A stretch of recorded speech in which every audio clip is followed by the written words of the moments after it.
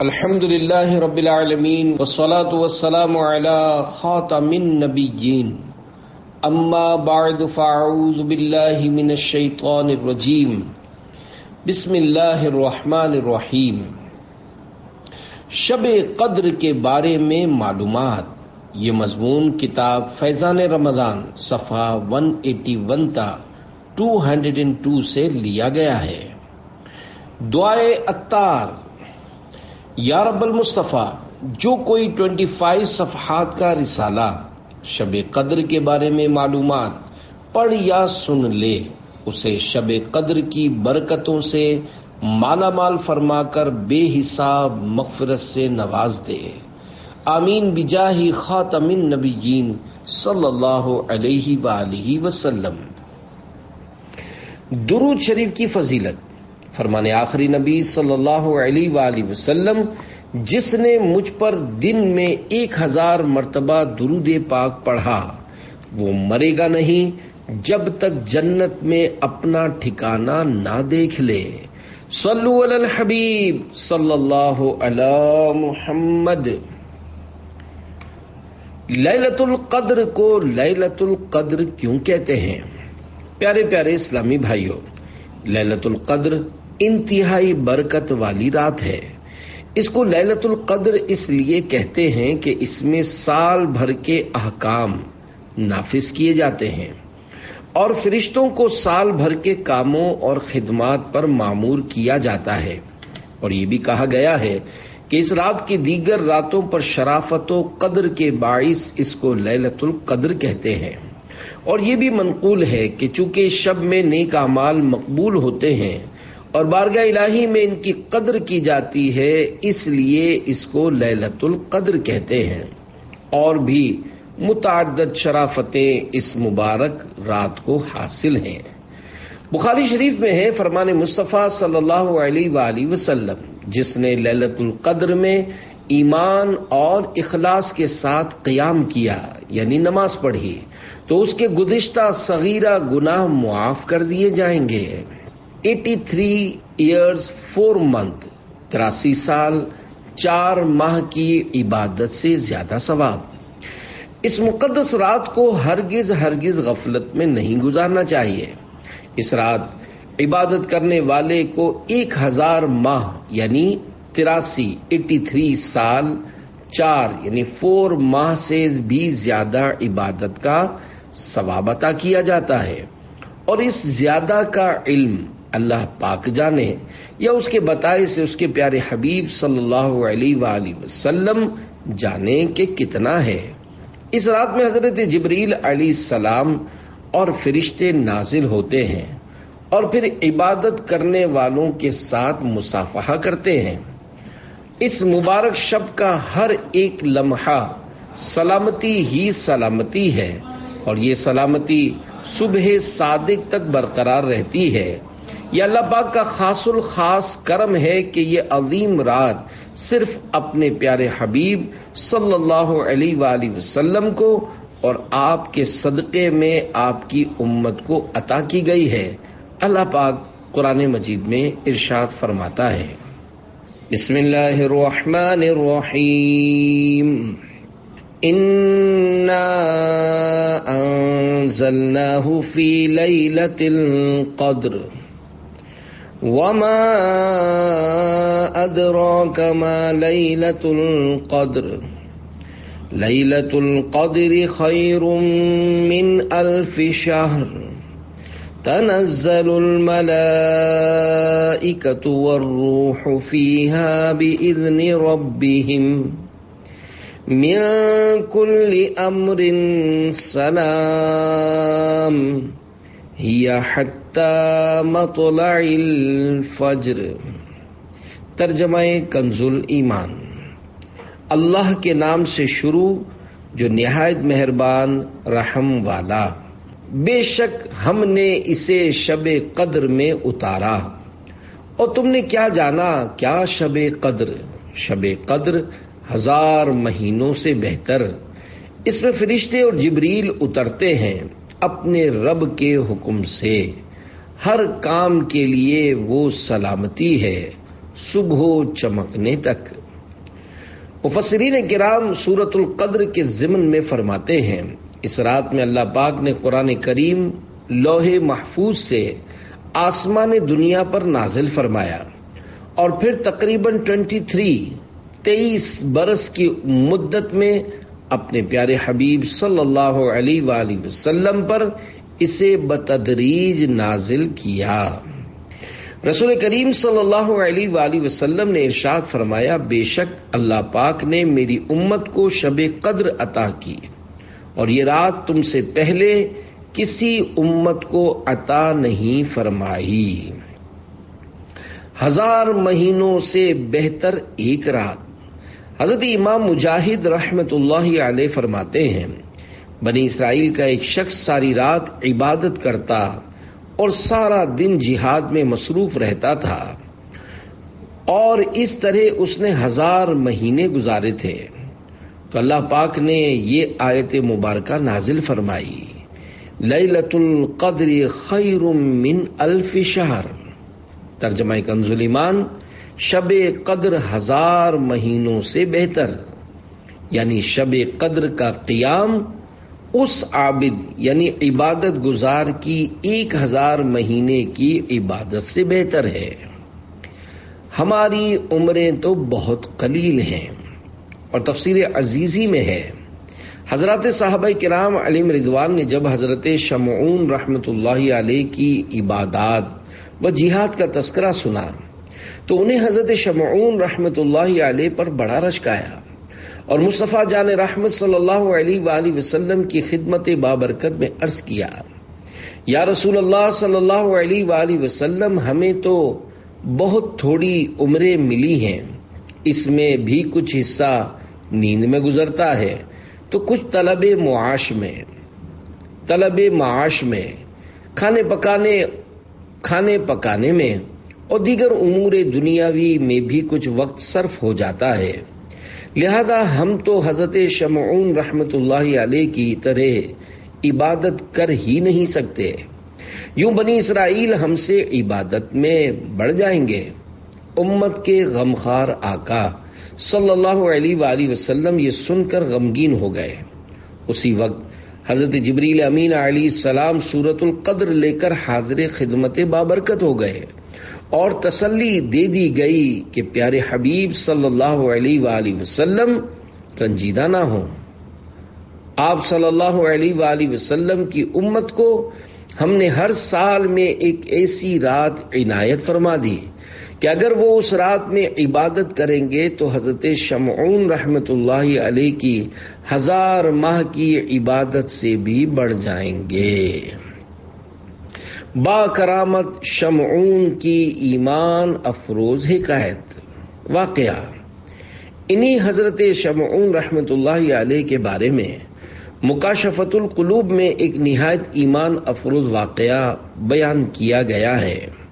اس کا مضمون کچھ اس طرح ہے کہ بنی اسرائیل کے ایک بزرگ حضرت شمعون رحمت اللہ علیہ نے 1000 ماہ اس طرح عبادت کی کہ رات کو قیام اور دن کو روزہ رکھنے کے ساتھ ساتھ اللہ پاک کی راہ میں کفار کے ساتھ جہاد بھی کرتے۔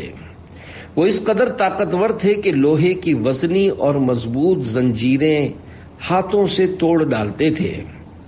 کفار ناہنجار نے جب دیکھا کہ حضرت شمعون رحمت اللہ علیہ پر کوئی بھی حربہ کارگر نہیں ہوتا تو باہم مشورہ کرنے کے بعد مال و دولت کا لالچ دے کر آپ رحمت اللہ علیہ کی زوجہ کو اس بات پر آمادہ کر لیا کہ وہ کسی رات نیند کی حالت میں پائے تو انہیں مضبوط رسیوں سے باندھ کر ان کے حوالے کر دے۔ بے وفا بیوی نے ایسا ہی کیا۔ جب آپ رحمت اللہ علیہ بیدار ہوئے اور اپنے آپ کو رسیوں سے بندھا ہوا پایا تو فوراً اپنے اعضاء کو حرکت دی، دیکھتے ہی دیکھتے رسیاں ٹوٹ گئیں اور آپ رحمت اللہ علیہ آزاد ہو گئے۔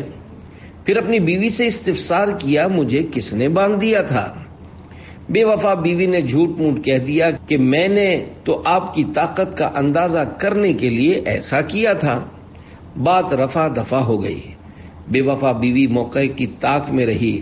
ایک بار پھر جب نیند کا غلبہ ہوا تو ظالمہ نے آپ رحمت اللہ علیہ کو لوہے کی زنجیروں میں اچھی طرح جکڑ دیا۔ جو ہی آنکھ کھلی، آپ رحمت اللہ علیہ نے ایک ہی جھٹکے میں زنجیر کی ایک ایک کڑی الگ کر دی اور آزاد ہو گئے۔ بیوی یہ دیکھ کر سٹ پٹا گئی، مگر پھر مکاری سے کام لیتے ہوئے وہی بات دہرائی کہ میں تو آپ رحمت اللہ علیہ کو آزما رہی تھی۔ دوران گفتگو حضرت شمعون رحمت اللہ علیہ نے اپنی بیوی کے آگے اپنا راز افشا یعنی ظاہر کرتے ہوئے فرمایا، مجھ پر اللہ پاک کا بڑا کرم ہے، اس نے مجھے اپنی ولایت کا شرف عنایت فرمایا ہے۔ مجھ پر دنیا کی کوئی چیز اثر نہیں کر سکتی مگر میرے سر کے بال۔ چالاک عورت ساری بات سمجھ گئی۔ اسے دنیا کی محبت نے اندھا کر دیا تھا۔ آخر ایک بار موقع پا کر اس نے آپ رحمت اللہ علیہ ہی کے ان 8 گیسوؤں یعنی زلفوں سے باندھ دیا جن کی درازی زمین تک تھی۔ یہ اگلی امت کے بزرگ تھے۔ ہمارے آقا صلی اللہ علیہ وآلہ وسلم کی سنت گیسو آدھے کان، پورے کان اور مبارک کندھوں تک ہے۔ کندھوں سے نیچے تک مرد کو بال بڑھانا حرام ہے۔ آپ رحمت اللہ علیہ نے آنکھ کھلنے پر زور لگایا مگر آزاد نہ ہو سکے۔ دنیا کی دولت کے نشے میں بدمست بے وفا عورت نے اپنے نیک و پارسا شوہر کو دشمنوں کے حوالے کر دیا۔ کفار بد اتوار نے حضرت شمعون رحمت اللہ علیہ کو ایک ستون سے باندھ دیا اور انتہائی بے دردی کے ساتھ ان کے ہونٹ اور کان کاٹ ڈالے۔ تب اس نیک بندے نے اللہ پاک کی بارگاہ میں دعا کی کہ اسے ان بندھنوں کو توڑنے کی قوت بخشے اور ان کافروں پر یہ ستون مع چھت گرا دے اور اسے ان سے نجات دے دے۔ چنانچہ اللہ پاک نے ان کو قوت بخشی، وہ ہلے تو ان کے تمام بندھن ٹوٹ گئے۔ تب انہوں نے ستون کو ہلایا جس کی وجہ سے چھت کافروں پر آ گری اور وہ سب ہلاک ہو گئے اور اس نیک بندے کو اللہ پاک نے نجات بخشی۔ ہمیں قدر کہاں۔ پیارے پیارے اسلامی بھائیوں، دیکھا اپنے اللہ پاک اپنے محبوب صلی اللہ علیہ وآلہ وسلم کی امت پر کس قدر مہربان ہے اور اس نے ہم پر کیسا عظیم الشان احسان فرمایا کہ اگر شب قدر میں عبادت کر لیں تو 1000 ماہ سے بھی زیادہ کی عبادت کا ثواب پا لیں، مگر ہمیں شب قدر کی قدر کہاں۔ ایک صحابہ کرام علیہم رضوان بھی تو تھے کہ جن کی حسرت سے ہم سب کو اتنا بڑا انعام بغیر کسی خواہش کے مل گیا۔ بے شک انہوں نے اس کی قدر بھی کی، مگر افسوس ہم ناقدرے ہی رہے۔ ہر سال ملنے والے اس عظیم الشان انعام کو ہم غفلت کی نظر کر دیتے ہیں۔ نیک اعمال کے رسالے کی برکت۔ پیارے پیارے اسلامی بھائیوں، شب قدر کی دل میں عظمت بڑھانے کے لیے عاشقان رسول کی دینی تحریک دعوت اسلامی کے دینی ماحول سے ہر دم وابستہ رہی ہے۔ مسلمانوں کو نیک نمازی بنانے کے تعلق سے اسلامی بھائیوں کے لیے 72، اسلامی بہنوں کے لیے 63 اور طلبہ علم دین کے لیے 92، دینی طالبات کے لیے 83، مدنی منوں اور منیوں کے لیے 40، خصوصی یعنی گونگے بہرے اور نابینا اسلامی بھائیوں کے لیے 25 اور قیدیوں کے لیے 52 نیک اعمال بصورت سوالات مرتب کیے گئے ہیں۔ جائزہ یعنی اپنے اعمال کا محاسبہ کرتے ہوئے روزانہ نیک اعمال کا رسالہ پر کر کے دعوت اسلامی کے مقامی ذمہ دار کو ہر مہینے کی پہلی تاریخ کو جمع کروانا ہوتا ہے۔ نیک اعمال کے رسالے نے نہ جانے کتنے ہی اسلامی بھائیوں اور اسلامی بہنوں کی زندگیوں میں مدنی انقلاب برپا کر دیا ہے۔ اس کی ایک جھلک ملاحظہ ہو۔ یوں کراچی کے ایک اسلامی بھائی کا کچھ اس طرح بیان ہے۔ علاقے کی مسجد کے امام صاحب جو کہ دعوت اسلامی سے وابستہ ہیں، انہوں نے انفرادی کوشش کرتے ہوئے میرے بڑے بھائی جان کو نیک اعمال کا ایک رسالہ تحفے میں دیا۔ وہ گھر لے آئے اور پڑھا تو حیران رہ گئے کہ اس مختصر سے رسالے میں ایک مسلمان کو اسلامی زندگی گزارنے کا اتنا زبردست فارمولہ دے دیا گیا ہے۔ نیک اعمال کا رسالہ ملنے کی برکت سے الحمدللہ ان کو نماز کا جذبہ ملا اور نماز باجماعت کی ادائیگی کے لیے مسجد میں حاضر ہو گئے اور اب 5 وقت کے نمازی بن چکے ہیں، داڑھی مبارک بھی سجا لی اور نیک اعمال کا رسالہ بھی پر کرتے ہیں۔ مدنی انعامات کے عامل پہ ہر دم ہر گھڑی، یا الہی خوب برسا رحمتوں کی تو جھڑی۔ عاملین نیک اعمال کے لیے بشارت عظمی۔ پیارے پیارے اسلامی بھائیوں، نیک اعمال کا رسالہ پر کرنے والے کس قدر خوش قسمت ہوتے ہیں اس کا اندازہ اس مدنی بہار سے لگائیے۔ چنانچہ حیدرآباد سندھ پاکستان کے ایک اسلامی بھائی کا کچھ اس طرح حلفیہ بیان ہے کہ ماہ رجب المرجب 1426 ہجری کی ایک شب مجھے خواب میں مصطفیٰ جان رحمت صلی اللہ علیہ وآلہ وسلم کی زیارت کی عظیم سعادت ملی۔ لبہائے مبارکہ کو جنبش ہوئی اور رحمت کے پھول جھڑنے لگے۔ الفاظ کچھ یوں ترتیب پائے: جو اس ماہ روزانہ پابندی سے مدنی انعامات سے متعلق فکر مدینہ کرے گا، اللہ پاک اس کی مغفرت فرما دے گا۔ مدنی انعامات کی بھی مرحبا کیا بات ہے، قرب حق کے طالبوں کے واسطے سوغات ہے۔ صلو علی الحبیب صلی اللہ علی محمد۔ پیارے پیارے اسلامی بھائیوں، یہ رات ہر طرح سے خیریت و سلامتی کی ضامن ہے۔ یہ رات اول تا آخر رحمت ہی رحمت ہے۔ مفسرین کرام رحمہم اللہ فرماتے ہیں یہ رات سانپ، بچھو، آفات و بلیجات اور شیاطین سے بھی محفوظ ہے۔ اس رات میں سلامتی ہی سلامتی ہے۔ تمام بھلائیوں سے محروم کون؟ حضرت انس بن مالک رضی اللہ عنہ فرماتے ہیں ایک بار جب ماہ رمضان شریف تشریف لایا تو پیارے آقا صلی اللہ علیہ وآلہ وسلم نے فرمایا، تمہارے پاس یہ مہینہ آیا جس میں ایک رات ایسی بھی ہے جو 1000 مہینوں سے بہتر ہے۔ جو شخص اس رات محروم رہ گیا گویا تمام کی تمام بھلائی سے محروم رہ گیا، اور اس کی بھلائی سے محروم نہیں رہتا مگر وہ شخص جو حقیقتاً محروم ہے۔ سبز جھنڈا ایک فرمان مصطفیٰ صلی اللہ علیہ وآلہ وسلم کا حصہ ہے۔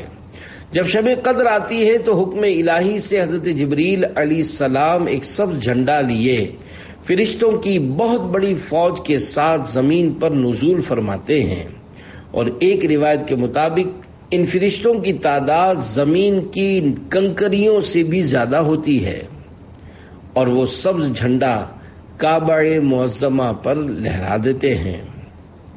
حضرت جبریل علیہ السلام کے 100 بازو ہیں، جن میں سے 2 بازو صرف اسی رات کھولتے ہیں۔ وہ بازو مشرق و مغرب میں پھیل جاتے ہیں۔ پھر حضرت جبریل علیہ السلام فرشتوں کو حکم دیتے ہیں کہ جو کوئی مسلمان آج رات قیام، نماز یا ذکر اللہ میں مشغول ہے اس سے سلام و مصافحہ کرو، نیز ان کی دعاؤں پر آمین بھی کہو۔ چنانچہ صبح تک یہی سلسلہ رہتا ہے۔ صبح ہونے پر حضرت جبریل علیہ السلام فرشتوں کو واپسی کا حکم دیتے ہیں۔ فرشتے عرض کرتے ہیں، جبریل علیہ السلام، اللہ پاک نے امت محمدیہ کی حاجتوں کے بارے میں کیا معاملہ فرمایا؟ حضرت جبریل علیہ السلام فرماتے ہیں، اللہ پاک نے ان لوگوں پر خصوصی نظر کرم فرمائی اور 4 قسم کے لوگوں کے علاوہ سب کو معاف فرما دیا۔ صحابہ کرام علیہم رضوان نے عرض کی، یا رسول اللہ صلی اللہ علیہ وآلہ وسلم، وہ 4 قسم کے لوگ کون ہیں؟ ارشاد فرمایا، نمبر 1، ایک تو عادی شرابی، نمبر 2، دوسرے والدین کے نافرمان، نمبر 3، تیسرے قطع رحمی کرنے والے یعنی رشتہ داروں سے تعلقات توڑنے والے، اور نمبر 4 چوتھے وہ لوگ جو آپس میں عداوت رکھتے ہیں اور آپس میں قطع تعلق کرنے والے۔ لڑائی کا وبال۔ حضرت عبادہ بن صامت رضی اللہ عنہ سے روایت ہے کہ پیارے پیارے آقا مکی مدنی مصطفیٰ صلی اللہ علیہ وآلہ وسلم باہر تشریف لائے تاکہ ہم کو شب قدر کے بارے میں بتائیں کہ کس رات میں ہے۔ دو مسلمان آپس میں جھگڑ رہے تھے۔ آپ صلی اللہ علیہ وآلہ وسلم نے ارشاد فرمایا، میں اس لیے آیا تھا کہ تمہیں شب قدر بتاؤں، لیکن فلاں فلاں شخص جھگڑ رہے تھے، اس لیے اس کا تعین اٹھا لیا گیا اور ممکن ہے کہ اسی میں تمہاری بہتری ہو۔ اب اس کو آخری عشرے کی 9ویں، 7ویں اور 5ویں راتوں میں ڈھونڈو۔ مشہور مفسر حکیم الامت حضرت مفتی احمد یار خان رحمۃ اللہ علیہ میراج جلد 3 صفحہ 210 پر اس حدیث پاک کے تحت فرماتے ہیں، یعنی میرے علم سے اس کا تقرر دور کر دیا گیا اور مجھے بھلا دی گئی۔ یہ مطلب نہیں کہ خود شب قدر ہی ختم کر دی، اب وہ ہوا ہی نہ کرے گی۔ معلوم ہوا کہ دنیاوی جھگڑے منحوس ہیں، ان کا وبال بہت ہی زیادہ ہے، ان کی وجہ سے اللہ کی آتی ہوئی رحمتیں رک جاتی ہیں۔ ہم تو شریف کے ساتھ شریف، اور پیارے پیارے اسلامی بھائیوں، مسلمانوں کا آپس میں لڑائی جھگڑا کرنا رحمت سے دوری کا سبب بن جاتا ہے، مگر اب کون کس کو سمجھائے۔ آج تو بڑے فخر سے کہا جا رہا ہے کہ میاں اس دنیا میں شریف رہ کر تو گزارا ہی نہیں، ہم تو شریفوں کے ساتھ شریف اور بدمعاش کے ساتھ بدمعاش ہیں۔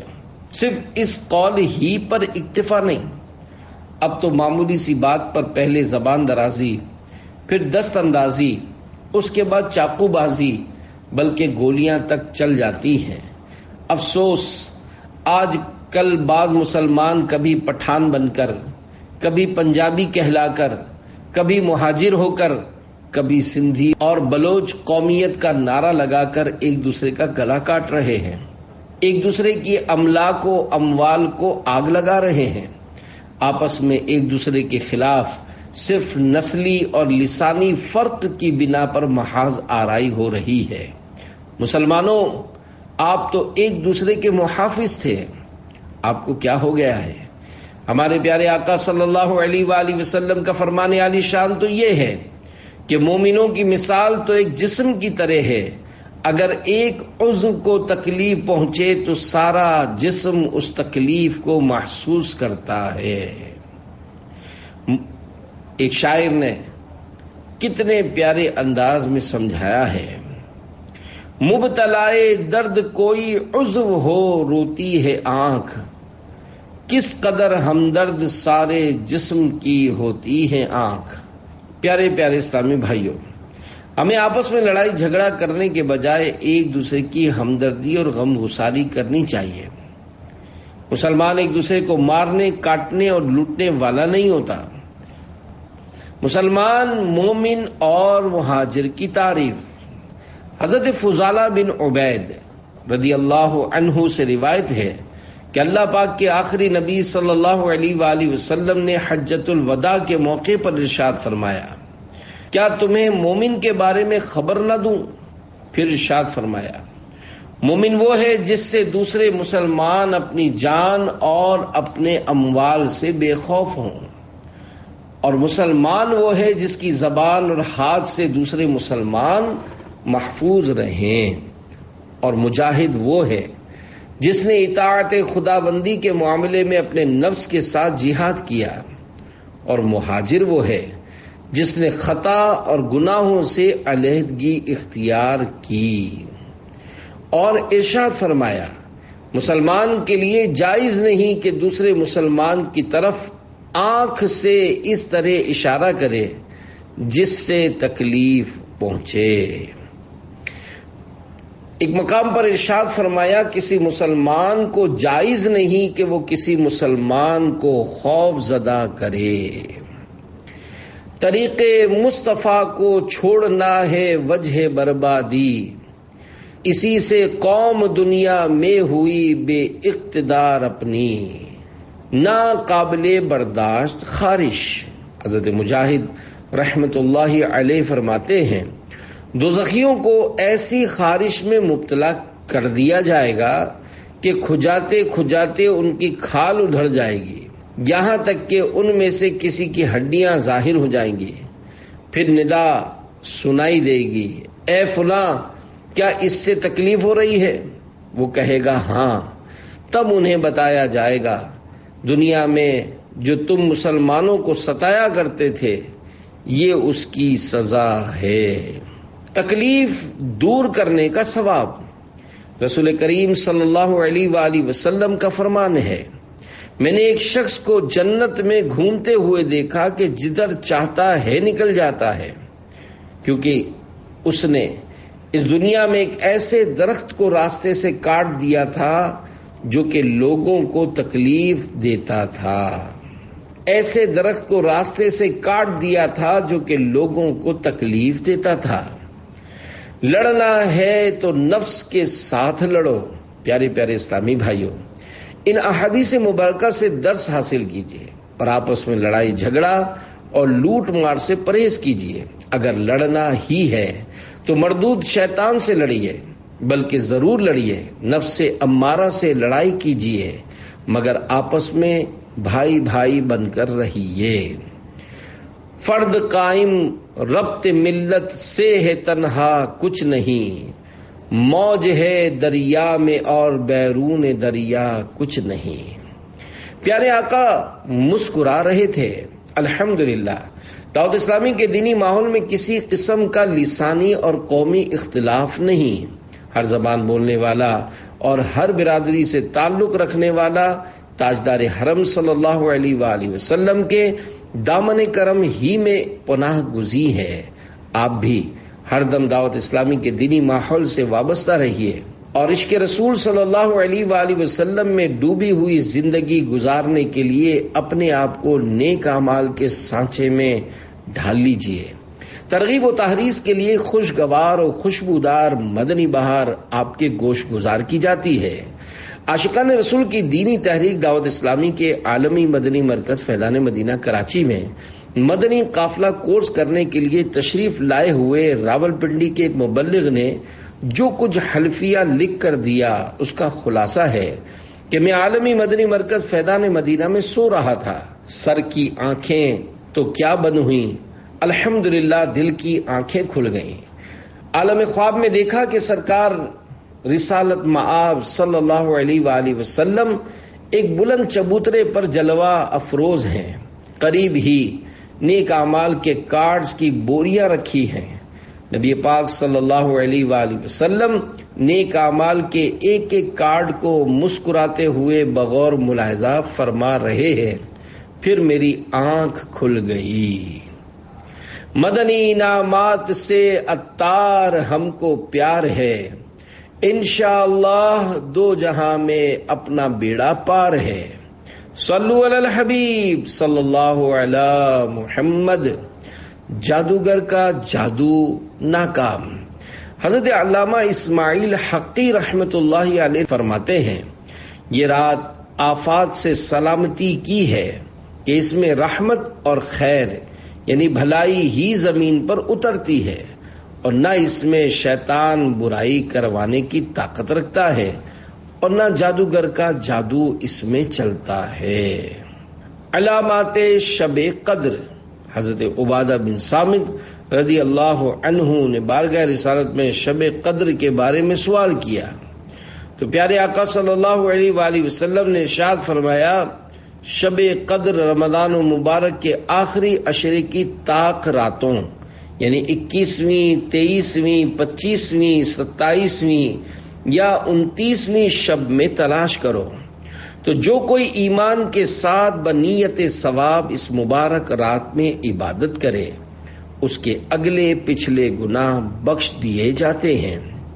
اس کی علامات میں سے یہ بھی ہے کہ وہ مبارک شب کھلی ہوئی، روشن اور بالکل صاف و شفاف ہوتی ہے۔ اس میں نہ زیادہ گرمی ہوتی ہے نہ زیادہ سردی، بلکہ یہ رات معتدل رہتی ہے، گویا کہ اس میں چاند کھلا ہوا ہوتا ہے۔ اس پوری رات میں شیاطین کو آسمان کے ستارے نہیں مارے جاتے۔ مزید نشانیوں میں سے یہ بھی ہے کہ اس رات کے گزرنے کے بعد جو صبح آتی ہے اس میں سورج بغیر شعاع کے طلوع ہوتا ہے، اور وہ ایسا ہوتا ہے گویا کہ 14ویں کا چاند۔ اللہ پاک اس دن طلوع آفتاب کے ساتھ شیطان کو نکلنے سے روک دیا ہے۔ اس ایک دن کے علاوہ ہر روز سورج کے ساتھ ساتھ شیطان بھی نکلتا ہے۔ شب قدر کی پوشیدگی کی حکمت۔ پیارے اسلامی بھائیوں، حدیث پاک میں فرمایا گیا کہ رمضان مبارک کے آخری عشرے کی طاق راتوں میں یا آخری رات میں سے، چاہے وہ 30ویں شب ہو، کوئی ایک رات شب قدر ہے۔ اس رات کو مخفی یعنی پوشیدہ رکھنے میں ایک حکمت یہ بھی ہے کہ مسلمان اس رات کی جستجو یعنی تلاش میں ہر رات اللہ پاک کی عبادت میں گزارنے کی کوشش کریں کہ نہ جانے کون سی رات شب قدر ہو۔ سمندر کا پانی میٹھا لگا۔ حکایت: حضرت عثمان بن ابی العاص رضی اللہ عنہ کے غلام نے ان سے عرض کی، اے آقا رضی اللہ عنہ، مجھے کشتی بانی کرتے ہوئے ایک عرصہ گزرا۔ میں نے سمندر کے پانی میں ایک ایسی عجیب بات محسوس کی۔ پوچھا، وہ عجیب بات کیا ہے؟ عرض کی، اے میرے آقا رضی اللہ عنہ، ہر سال کی ایک ایسی رات بھی آتی ہے کہ جس میں سمندر کا پانی میٹھا ہو جاتا ہے۔ آپ رضی اللہ عنہ نے غلام سے فرمایا، اس بار خیال رکھنا، جیسے ہی رات میں پانی میٹھا ہو جائے مجھے مطلع کرنا۔ جب رمضان کی 27ویں رات آئی تو غلام نے آقا سے عرض کی کہ آقا، آج سمندر کا پانی میٹھا ہو چکا ہے۔ اللہ رب العزت کی ان پر رحمت ہو اور ان کے صدقے ہماری بے حساب مغفرت ہو، آمین بجاہ خاتم النبیین صلی اللہ علیہ وآلہ وسلم۔ صلو علی الحبیب صلی اللہ علی محمد۔ ہمیں علامات کیوں نظر نہیں آتی؟ پیارے اسلامی بھائیوں، شب قدر کی متعدد علامات کا ذکر گزرا۔ ہمارے ذہن میں یہ سوال ابھر سکتا ہے کہ ہماری عمر کے کافی سال گزرے، ہر سال شب قدر آتی اور تشریف لے جاتی ہے، مگر ہمیں تو اب تک اس کی علامات نظر نہیں آئیں۔ اس کے جواب میں علماء کرام رحمہم اللہ فرماتے ہیں، ان باتوں کا تعلق کشف و کرامت سے ہے۔ انہیں عام آدمی نہیں دیکھ سکتا، صرف وہی دیکھ سکتا ہے جس کو بصیرت یعنی قلبی نظر کی نعمت حاصل ہو۔ ہر وقت معصیت کی نجاست میں لت پت رہنے والا گناہگار انسان ان نظاروں کو کیسے دیکھ سکتا ہے؟ آنکھ والا تیرے جوبن کا تماشا دیکھے، دیدہ کور کو کیا آئے نظر کیا دیکھے۔ طاق راتوں میں ڈھونڈو۔ ام المومنین حضرت عائشہ صدیقہ رضی اللہ عنہا سے روایت ہے، اللہ کے رسول صلی اللہ علیہ وآلہ وسلم نے ارشاد فرمایا، شب قدر رمضان مبارک کے آخری عشرے کی طاق راتوں یعنی 21ویں، 23ویں، 25ویں، 27ویں اور 29ویں راتوں میں تلاش کرو، آخری 7 راتوں میں تلاش کرو۔ حضرت عبداللہ ابن عمر رضی اللہ عنہما روایت کرتے ہیں، نبی کریم صلی اللہ علیہ وآلہ وسلم کے بعض صحابہ کرام علیہم رضوان کو خواب میں آخری 7 راتوں میں شب قدر دکھائی گئی۔ پیارے آقا صلی اللہ علیہ وآلہ وسلم نے ارشاد فرمایا، میں دیکھتا ہوں کہ تمہارے خواب آخری 7 راتوں میں متفق ہو گئے ہیں، اس لیے اس کا تلاش کرنے والا اسے آخری 7 راتوں میں تلاش کرے۔ لیلۃ القدر پوشیدہ کیوں؟ پیارے پیارے اسلامی بھائیوں، اللہ پاک کی سنت کریمہ ہے کہ اس نے بعض اہم ترین معاملات کو اپنی مشیت سے بندوں میں پوشیدہ رکھا ہے، جیسا کہ منقول ہے اللہ نے اپنی رضا کو نیکیوں میں، اپنی ناراضی کو گناہوں میں، اور اپنے اولیاء رحمت اللہ علیہم کو اپنے بندوں میں پوشیدہ رکھا ہے۔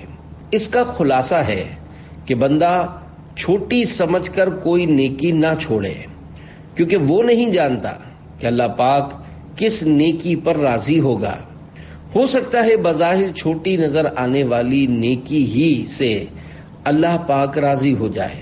مثلا قیامت کے روز ایک گناہگار شخص صرف اس نیکی کے عوض بخش دیا جائے گا کہ اس نے ایک پیاسے کتے کو دنیا میں پانی پلایا تھا۔ اسی طرح اپنی ناراضی کو گناہوں میں پوشیدہ رکھنے کی حکمت یہ ہے کہ بندہ کسی گناہ کو چھوٹا تصور کر کے کرنا بیٹھے، بس ہر گناہ سے بچتا رہے، کیونکہ وہ نہیں جانتا کہ اللہ پاک کس گناہ سے ناراض ہو جائے۔ اسی طرح اولیاء رحمت اللہ علیہم کو بندوں میں اس لیے پوشیدہ رکھا ہے کہ انسان ہر نیک متقی پابند شرع مسلمان کی رعایت و تعظیم بجا لائے، کیونکہ ہو سکتا ہے کہ وہ ولی اللہ ہو۔ جب ہم نیک لوگوں کی دل سے تعظیم کیا کریں گے، بدگمانی سے بچتے رہیں گے اور ہر مسلمان کو اپنے سے اچھا تصور کرنے لگیں گے تو ہمارا معاشرہ بھی صحیح ہو جائے گا اور انشاءاللہ ہماری عاقبت بھی سنور جائے گی۔ حکمتوں کے مدنی پھول۔ امام فخر الدین رازی رحمت اللہ علیہ تفسیر کبیر میں فرماتے ہیں، اللہ پاک نے شب قدر کو چند وجوہ کی بنا پر پوشیدہ رکھا ہے۔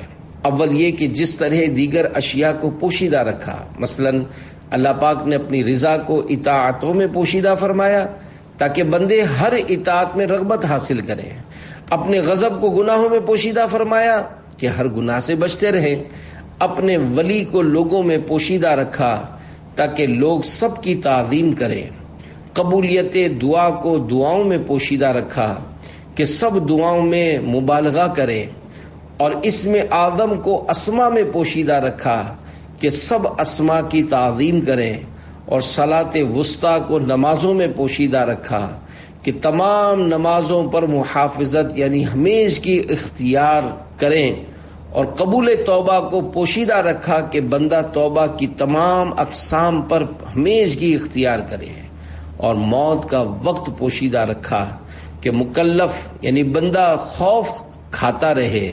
اسی طرح شب قدر کو بھی پوشیدہ رکھا کہ رمضان مبارک کی تمام راتوں کی تعظیم کرے۔ دوسرے یہ کہ گویا اللہ پاک ارشاد فرماتا ہے، اگر میں شب قدر کو معین یعنی فکس کر کے تجھ پر ظاہر فرما دیتا، اور یہ کہ میں گناہ پر تیری جرت سے بھی جانتا ہوں، تو اگر کبھی شہوت تجھے اس رات میں معصیت کے کنارے لا چھوڑتی اور تو گناہ میں مبتلا ہو جاتا، تو تیرا اس رات کو جاننے کے باوجود گناہ کرنا لا علمی کے ساتھ گناہ کرنے سے بڑھ کر سخت ہوتا، پس اس وجہ سے میں نے اسے پوشیدہ رکھا۔ تیسرے یہ کہ میں نے اس رات کو پوشیدہ رکھا تاکہ بندہ اس کی طلب میں محنت کرے اور اس محنت کا ثواب کمائے۔ چوتھے یہ کہ جب بندے کو شب قدر کا تعین حاصل نہ ہوگا تو رمضان مبارک کی ہر رات میں اللہ کی اطاعت میں کوشش کرے گا، اس امید پر کہ ہو سکتا ہے کہ یہی رات شب قدر ہو۔ سال میں کوئی سی بھی رات شب قدر ہو سکتی ہے۔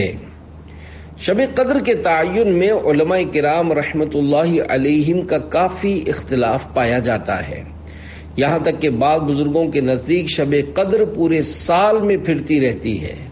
مثلا فقیہ الامہ حضرت عبداللہ ابن مسعود رضی اللہ عنہ کا فرمان ہے، شب قدر وہی شخص پا سکتا ہے جو پورے سال کی راتوں پر توجہ رکھے۔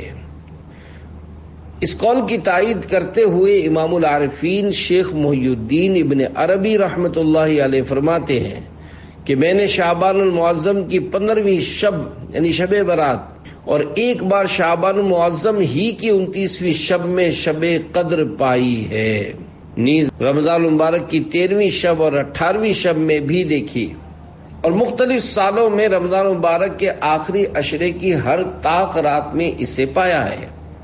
مزید فرماتے ہیں، اگرچہ زیادہ تر شب قدر رمضان شریف ہی میں پائی جاتی ہے، تاہم میرا تجربہ تو یہی ہے کہ یہ پورا سال گھومتی رہتی ہے، یعنی ہر سال کے لیے اس کی کوئی ایک ہی رات مخصوص نہیں ہے۔ رحمت کونین صلی اللہ علیہ وآلہ وسلم کی شیخین کے ساتھ جلوہ گری۔ الحمدللہ دعوت اسلامی کے مدنی ماحول میں رمضان مبارک کے اعتکاف کی خوب بہاریں ہوتی ہیں۔ دنیا کے مختلف مقامات پر اسلامی بھائی مساجد میں اور اسلامی بہنیں مسجد بیعت میں اعتکاف کی سعادت حاصل کرتے اور خوب جلوے سمیٹتے ہیں۔ ترغیب کے لیے ایک مدنی بہار آپ کے گوش گزار کی جاتی ہے۔ تحصیل لیاقت پور، ضلع رحیم یار خان، پنجاب، پاکستان کے ایک اسلامی بھائی کے بیان کا لب لباب ہے۔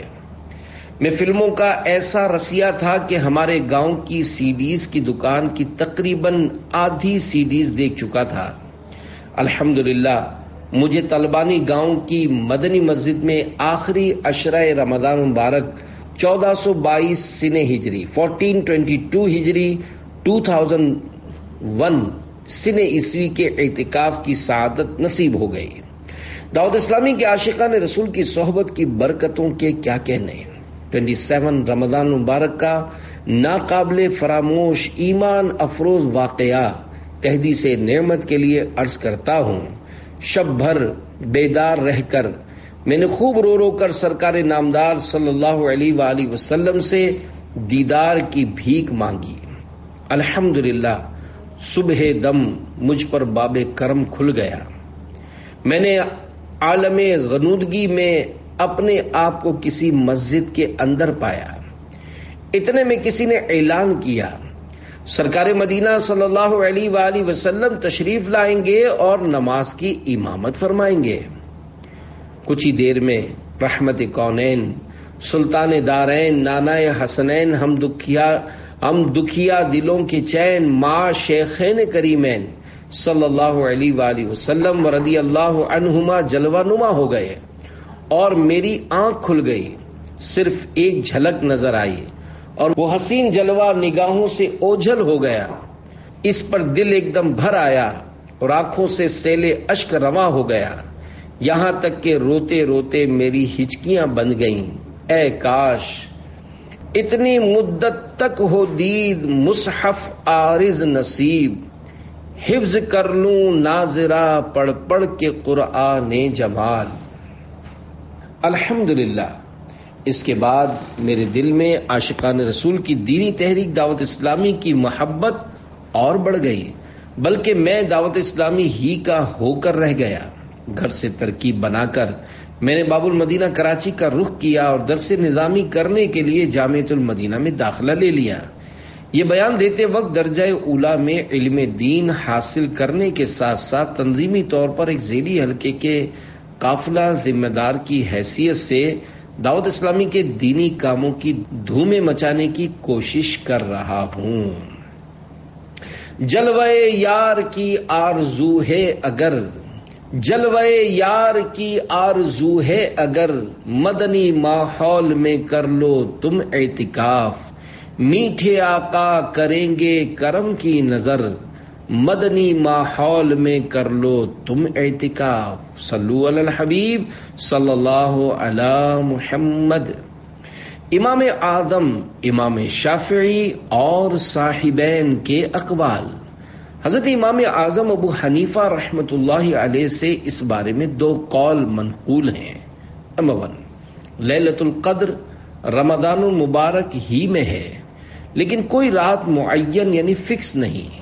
نمبر 1، امام اعظم ابو حنیفہ رحمۃ اللہ علیہ کا ایک مشہور قول یہ ہے کہ لیلۃ القدر پورا سال گھومتی رہتی ہے، کبھی ماہ رمضان المبارک میں ہوتی ہے اور کبھی دوسرے مہینوں میں۔ یہی قول حضرت عبداللہ ابن عباس، حضرت عبداللہ ابن مسعود اور حضرت اکرمہ رضوان اللہ علیہم اجمعین سے بھی منقول ہے۔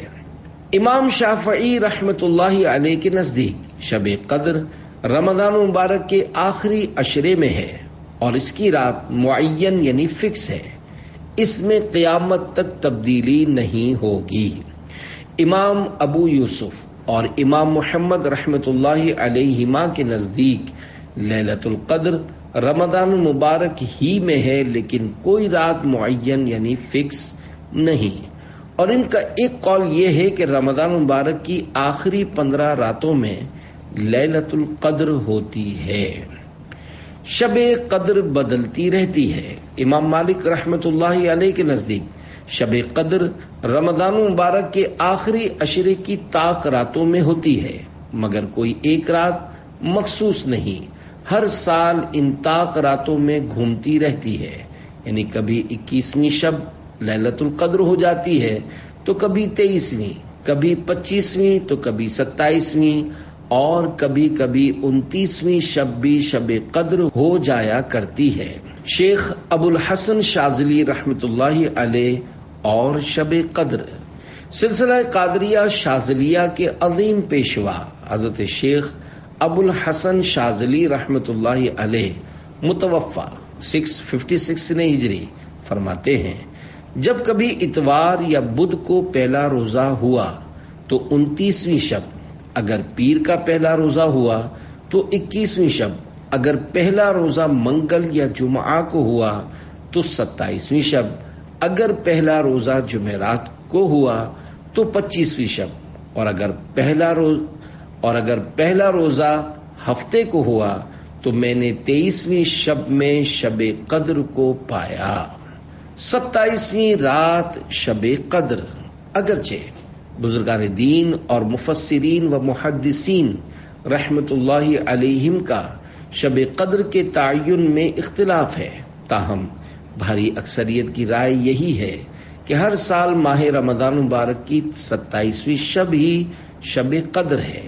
سید الانصار سید القرآ حضرت ابی بن کعب رضی اللہ عنہ کے نزدیک 27ویں شب رمضان ہی شب قدر ہے۔ حضرت شاہ عبد العزیز محدث دہلوی رحمت اللہ علیہ بھی فرماتے ہیں کہ شب قدر رمضان شریف کی 27ویں رات ہوتی ہے۔ اپنے بیان کی تائید کے لیے انہوں نے 2 دلائل بیان فرمائے ہیں۔ نمبر 1، لیلۃ القدر میں 9 حروف ہیں اور یہ کلمہ سورۃ القدر میں 3 مرتبہ ہے۔ اس طرح 3 کو 9 سے ضرب دینے سے حاصل ضرب 27 آتا ہے، جو کہ اس بات کی طرف اشارہ کرتا ہے کہ شب قدر 27ویں رات ہے۔ نمبر 2، اس سورہ مبارکہ میں 30 کلمات یعنی 30 الفاظ ہیں۔ 27ویں کلمہ ہیا ہے جس کا مرکز لیلۃ القدر ہے۔ گویا اللہ پاک کی طرف سے نیک لوگوں کے لیے یہ اشارہ ہے کہ رمضان شریف کی 27ویں شب قدر ہوتی ہے۔ گویا شب قدر حاصل کر لی۔ فرمان مصطفیٰ صلی اللہ علیہ وآلہ وسلم، جس نے لا الہ الا اللہ الحلیم الکریم سبحان اللہ رب السماوات السبع و رب العرش العظیم 3 مرتبہ پڑھا تو اس نے گویا شب قدر حاصل کر لی۔ ہو سکے تو ہر رات 3 بار یہ دعا پڑھ لینی چاہیے۔ رضا الہی کے خواہش مندوں، ہو سکے تو سارا ہی سال ہر رات اہتمام کے ساتھ کچھ نہ کچھ نیک عمل کر لینا چاہیے کہ نہ جانے کب شب قدر ہو جائے۔ ہر رات میں 2 فرض نمازیں آتی ہیں، دیگر نمازوں کے ساتھ ساتھ مغرب و عشاء کی نمازوں کی جماعت کا بھی خوب اہتمام ہونا چاہیے کہ اگر شب قدر میں ان دونوں کی جماعت نصیب ہو گئی تو انشاءاللہ بیڑا ہی پار ہے۔ بلکہ اسی طرح 5 نمازوں کے ساتھ ساتھ روزانہ عشاء و فجر کی جماعت کی بھی خصوصیت کے ساتھ عادت ڈال لیجئے۔ 2 فرامین مصطفیٰ صلی اللہ علیہ وآلہ وسلم ملاحظہ ہوں۔ نمبر 1، جس نے عشاء کی نماز باجماعت پڑھی اس نے گویا آدھی رات قیام کیا، اور جس نے فجر کی نماز باجماعت ادا کی اس نے گویا پوری رات قیام کیا۔ ترجمہ، یعنی اللہ پاک کے سوا کوئی عبادت کے لائق نہیں جو علم و کرم والا ہے۔ اللہ پاک ہے جو ساتوں آسمانوں اور بڑے عرش کا مالک ہے۔ نمبر 2، جس نے عشاء کی نماز با جماعت پڑھی، تحقیق اس نے لیلۃ القدر سے اپنا حصہ حاصل کر لیا۔ اللہ پاک کی رحمت کے متلاشیوں، اگر تمام سال یہی عادت جماعت رہی تو شب قدر بھی ان دونوں نمازوں کی جماعت انشاءاللہ نصیب ہو جائے گی، اور رات بھر سونے کے باوجود انشاءاللہ روزانہ کی طرح شب قدر میں بھی گویا ساری رات کی عبادت کرنے والے قرار پائیں گے۔ شب قدر کی دعا، ام المؤمنین حضرت عائشہ صدیقہ رضی اللہ عنہا روایت فرماتی ہیں، میں نے بارگاہ رسالت صلی اللہ علیہ وآلہ وسلم میں عرض کی، یا رسول اللہ صلی اللہ علیہ وآلہ وسلم، اگر مجھے شب قدر کا علم ہو جائے تو کیا پڑھوں؟ فرمایا، اس طرح دعا مانگو، اللہم انک عفو تحب العفو فاعف عنی، یعنی اے اللہ بے شک تو معاف فرمانے والا ہے اور معافی دینا پسند کرتا ہے، لہذا مجھے معاف فرما دے۔ پیارے پیارے اسلامی بھائیوں، کاش ہم روزانہ رات یہ دعا کم از کم ایک بار ہی پڑھ لیا کریں کہ کبھی تو شب قدر نصیب ہو جائے گی، اور 27ویں شب تو یہ دعا بار بار پڑھنی چاہیے۔ شب قدر کے نوافل، حضرت اسماعیل حقی رحمۃ اللہ علیہ تفسیر روح البیان میں یہ روایت نقل کرتے ہیں، جو شب قدر میں اخلاص نیت سے نوافل پڑھے گا اس کے اگلے پچھلے گناہ معاف ہو جائیں گے۔ سرکار مدینہ صلی اللہ علیہ وآلہ وسلم جب رمضان المبارک کے آخری 10 دن آتے تو عبادت پر کمر باندھ لیتے، ان میں راتیں جاگا کرتے اور اپنے اہل کو جگایا کرتے۔ حضرت اسماعیل حقی رحمت اللہ علیہ نقل کرتے ہیں کہ بزرگان دین رحمت اللہ علیہم اس عشرے کی ہر رات میں 2 رکعت نفل شب قدر کی نیت سے پڑھا کرتے تھے۔ نیز بعض اکابر سے منقول ہے کہ جو ہر رات 10 آیات اس نیت سے پڑھ لے تو اس کی برکت اور ثواب سے محروم نہ ہوگا۔ پیارے پیارے اسلامی بھائیوں، یقیناً یہ رات منبع برکات ہے، چنانچہ حضرت انس بن مالک رضی اللہ عنہ فرماتے ہیں، ایک بار جب ماہ رمضان شریف تشریف لایا تو حضور انور صلی اللہ علیہ وآلہ وسلم نے فرمایا، تمہارے پاس یہ مہینہ آیا جس میں ایک رات ایسی بھی ہے جو 1000 مہینوں سے بہتر ہے۔ جو شخص اس رات سے محروم رہ گیا گویا تمام کی تمام بھلائی سے محروم رہ گیا، اور اس کی بھلائی سے محروم نہیں رہتا مگر وہ شخص جو حقیقتاً محروم ہے۔ اے ہمارے پیارے پیارے اللہ پاک، اپنے پیارے حبیب صلی اللہ علیہ وآلہ وسلم کے طفیل ہم گناہگاروں کو لیلۃ القدر کی برکتوں سے مالا مال کر اور زیادہ سے زیادہ اپنی عبادت کی توفیق مرحمت فرما، آمین بجاہ خاتم النبیین صلی اللہ علیہ وآلہ وسلم۔ لیلۃ القدر میں مطلع الفجر حق، مانگ کی استقامت پہ لاکھوں سلام۔